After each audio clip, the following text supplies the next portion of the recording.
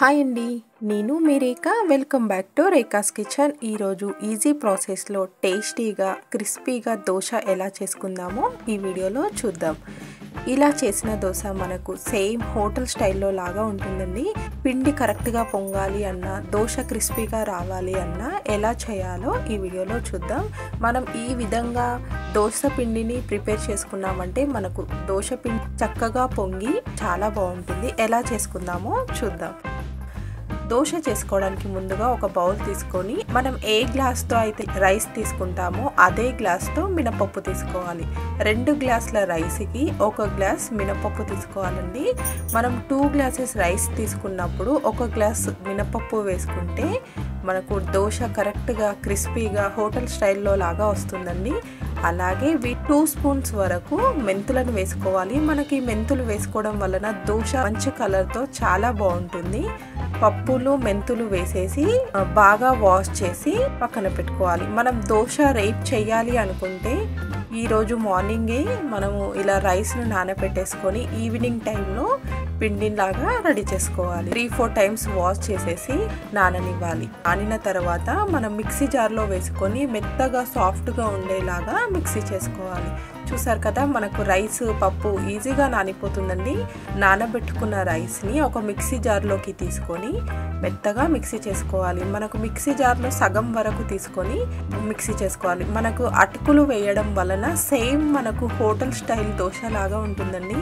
ఇలా ఒక 3 స్పూన్స్ అటుకులు తీసుకొని ఒకసారి వాష్ చేసి వేసుకోవాలి. అటుకులని ముందే నానబెట్టొద్దండి, ఈజీగా మెల్ట్ అయిపోతుంది.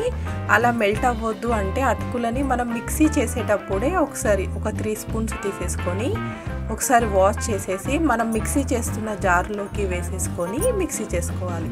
ఇలా అటుకులు వేయడం వలన దోశ క్రిస్పీగా టేస్టీగా చాలా బాగుంటుంది.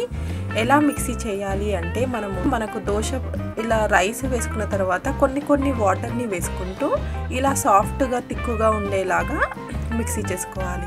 మరీ లూజ్గా చేయొద్దు, మరీ తిక్కుగా చేయొద్దండి. ఈ విధంగా సాఫ్ట్గా ఉండేలాగా మిక్సీ చేసుకుంటే మనకు దోశ కరెక్ట్గా వస్తుంది. ఇలా మిగతా పిండిని మొత్తం మిక్సీ చేసేసుకొని ఒక బౌల్లోకి తీసుకోవాలి. మొత్తం మిక్సీ చేశాక ఒకసారి గరిటెతో బాగా కలిపేసి పెట్టుకోండి. ఏ బౌల్లో అయితే తీసుకుంటున్నామో ఆ బౌల్లో సగం వరకు పిండి ఉండేలాగా చూసుకోవాలండి. ఎందుకంటే మనకు పిండి పొంగి డబల్ అవుతుంది. మనం నైట్ అంతా ఉంచేస్తాం కదా, మార్నింగ్ వరకు మనకి పిండి డబల్ అవుతుంది. ఇలా ఫ్రీగా ఉండే బౌల్ తీసుకుంటే మనకి పిండి ఈజీగా పొంగుతుంది. ఇలా తిక్కుగా సాఫ్ట్గా ఉండేలాగా కలిపేసి మూత టైట్గా ఉండే బాక్స్లో ఈ పిండిని పెట్టుకుంటే మనకు పిండి చక్కగా పొంగుతుంది. నేను బౌల్లో సగం వరకు తీసుకున్నాను. మనకు మార్నింగ్ వరకు ఇలా పిండి పొంగి డబల్ అవుతుందండి. పిండి సాఫ్ట్గా చాలా బాగా పొంగింది. మనకు పిండి ఎంత పొంగితే మనకు దోశ అంత సాఫ్ట్గా క్రిస్పీగా వస్తుంది. మూత టైట్గా ఉన్న బాక్స్లో పెడితే మనకి ఇలా ఈజీగా పొంగుతుంది. అలాగే అటుకులు వేయడం వల్ల కూడా చక్కగా పొంగుతుంది. ఇలా పొంగిన పిండిని ఒకసారి బాగా కలిపేసుకొని పక్కన పెట్టుకోండి. ఆ తర్వాత మన టేస్ట్కి సరిపడా సాల్ట్ వేసేసుకొని ఒకసారి గరిటెతో బాగా కలిసేలాగా కలిపేసుకొని పక్కన పెట్టుకోవాలి. ఇప్పుడు మనం ఈ దోశలోకి కావలసిన చట్నీ ఎలా చేసుకుందామో చూద్దాం. స్టవ్ పైన ప్యాన్ పెట్టేసుకొని ఒక బౌల్ వరకు పల్లీలని తీసుకొని పల్లీ గోల్డెన్ కలర్ వచ్చే వరకు ఫ్రై చేసుకోవాలి. ఈ పల్లీ కొంచెం ఫ్రై అయిన తర్వాత వీటిలోకి 2 పచ్చిమిర్చి 2 వెల్లిపాయలను కూడా వేసుకొని ఫ్రై చేసుకోవాలి. ఇలా ఫ్రై చేసుకున్న పల్లీని ఒక బౌల్లోకి తీసుకోవాలి. పల్లీలని ఒక మిక్సీ జార్లో వేసుకొని మనం మిక్సీ చేసుకోవాలి.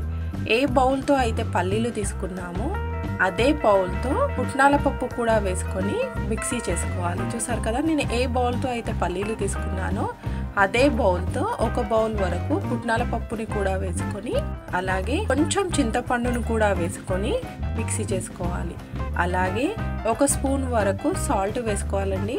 సాల్ట్ ముందుగా కొంచెం వేసుకొని చూసుకొని వేసుకోవచ్చు. ఫస్ట్ వాటర్ వేయకుండా ఒకసారి ఈ విధంగా మిక్సీ చేసుకొని ఆ తర్వాత మనకు కావలసినన్ని వాటర్ని వేసుకొని మిక్సీ చేసుకోవాలి. ముందే వాటర్ వేసామంటే మనకు పల్లి సరిగ్గా మిక్స్ అవ్వదండి. అందుకే ఒకసారి మిక్సీ చేసేసి ఆ తర్వాత మనము వాటర్ని వేసుకొని మిక్సీ చేసుకుంటే మనకు ఈ విధంగా సాఫ్ట్గా వస్తుంది. మనకు టేస్టీగా సాఫ్ట్గా ఉండే చట్నీ రెడీ అయిపోయింది.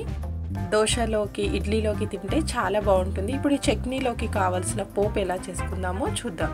స్టవ్ పైన ప్యాన్ పెట్టుకొని 2 టేబుల్ స్పూన్స్ ఆయిల్, అలాగే 1 టేబుల్ స్పూన్ పోపు గింజలు, 1 స్పూన్ మినప్పప్పు, 1 స్పూన్ శనగపప్పు, అలాగే 2 ఎండుమిర్చి, 2 రెమ్మల కరివేపాకు కూడా వేసుకొని పోపుని రెడీ చేసుకోవాలి. పోపు ఇలా ఫ్రై అయిన తర్వాత మనం ఇంతకుముందు పల్లి చట్నీ చేసి పెట్టుకున్నాం. ఆ పల్లి చట్నీలోకి వేసేసుకుంటే మనకు టేస్టీగా ఉండే పల్లి చట్నీ రెడీ అయిపోతుందండి. ఇలా రెడీ అయిన పల్లి చట్నీ పక్కన పెట్టేసుకొని ఇప్పుడు దోశ వేసుకుందాం. పిండిని మరొకసారి ఇలా సాఫ్ట్గా కలిపేసుకొని మనం దోశని వేసేసుకోవాలి. ఇలా స్టవ్ పైన పెనం పెట్టేసుకొని 2-3 డ్రాప్స్ ఆయిల్ వేసేసుకొని ఆయిల్ని ఇలా స్ప్రెడ్ చేసుకోవాలి. ఇలా స్ప్రెడ్ చేసుకోవడం వలన మనకు దోశ ఈజీగా వచ్చేస్తుందండి. మనం ఇంతకుముందు రెడీ చేసి పెట్టుకున్న పిండిని 1.5 స్పూన్ వేసేసుకొని ఇలా మెల్లగా తిప్పుతూ స్ప్రెడ్ చేసుకోవాలి. మనం దోశ వేసేటప్పుడు ఫ్లేమ్ని లో ఫ్లేమ్లో పెట్టుకొని దోశ వేసుకోవాలండి, లేదంటే దోశ మనకు స్పూన్తో పాటు వచ్చేస్తుంది. అలా రావద్దు అంటే మనము లో ఫ్లేమ్లో పెట్టుకొని దోశ వేసామంటే మనకు దోశ ఎక్కడ బ్రేక్ కాకుండా సాఫ్ట్గా వస్తుంది. ఇలా దోశ వేసిన తర్వాత పైనుండి 2-3 డ్రాప్స్ ఆయిల్ వేసేసుకొని ఇలా పిండి ఉంటే ఇలా ప్రెస్ చేసామంటే దోశ సన్నగా సాఫ్ట్గా వస్తుందండి. మనకి ఇలా గోల్డెన్ కలర్లోకి కాలిన తర్వాత రివర్స్లో ఒక 2 సెకండ్స్ ఫ్రై చేసుకుంటే మనకు టేస్టీగా ఉండే దోశ రెడీ అయిపోతుంది. మనకు ఈ విధంగా దోశ చేసుకున్నామంటే మనకు దోశ క్రిస్పీగా టేస్టీగా చాలా బాగుంటుందండి. ఇలా ఫ్రై అయిన దోశని ఇప్పుడు మనం ప్లేట్లోకి తీసుకుందాం. చూసారు కదా, క్రిస్పీగా సాఫ్ట్గా చాలా బాగుంటుంది. ఇలా మిగతా దోశ మొత్తం వేసేసుకుంటే మనకు టేస్టీగా ఉండే దోశ రెడీ అయిపోతుంది. అలాగే ఇదే దోశతో మనం కోన్ దోశని రెడీ చేసుకుందాం. కోన్ దోశ చేసుకోవడానికి సేమ్ మనం దోశ ఎలా వేసామో అలాగే వేసేసుకొని ఇలా ఘాటు పెట్టుకోవాలి. ఇలా ఘాటు పెట్టుకోవడం వలన మనకు కోన్ లాగా దోశ చేయడం ఈజీ అవుతుందండి. ఇలా చూసారు కదా, ఇలా కోన్ షేప్లో చేసుకుంటే చాలా బాగుంటుంది.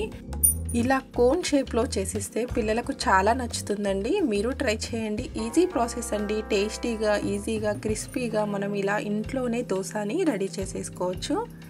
ఈ వీడియో కనుక మీకు నచ్చితే లైక్ చేయండి. అలాగే మరికొన్ని కొత్త రెసిపీస్ కోసం రేఖాస్ కిచెన్ని సబ్స్క్రైబ్ చేసుకోండి. Thank you for watching.